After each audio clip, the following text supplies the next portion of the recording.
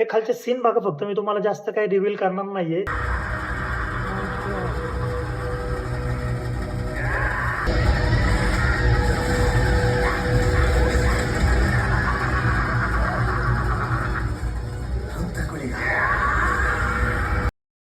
नमस्कार मित्रांनो, मी स्वप्नील पवार. काल रात्री आम्ही कांतारा पिक्चर पाहायला गेलो होतो. फर्स्ट डे होता तो कालचा.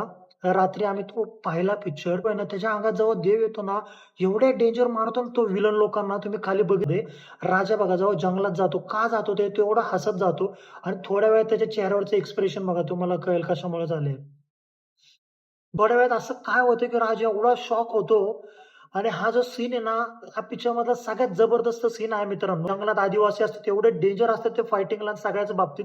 त्याच्या आतमध्ये अजून आदिवासी असतात, ते यांच्यापेक्षा डेंजर. त्या पिक्चरमध्ये एक असं कॅरेक्टर आहे, सगळ्यात जवळचं आपल्याला वाटतं, की ह्यांचं खूप चांगलं बॉन्डिंग होणार आहे. पण तोच कॅरेक्टर एवढा डेंजर नंतर पलटतो ना, सस्पेन्स खूप डेंजर आहे. बॉलिवूडवाल्यांसारखे ह्याने कुठलंही लोकेशनवरती खर्च केला नाही. फॉरेन शूट नाही, काय नाही, महागातली गाडी नाही, हेलिकॉप्टर नाही.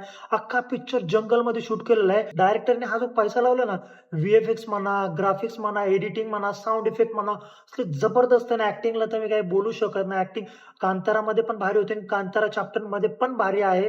तर हा पिक्चर एकदा नक्की बघा मित्रांनो. टॅग करा ज्यांच्यासोबत हा पिक्चर तुम्हाला बघायला जायचा आहे. पिक्चर जबरदस्त आहे.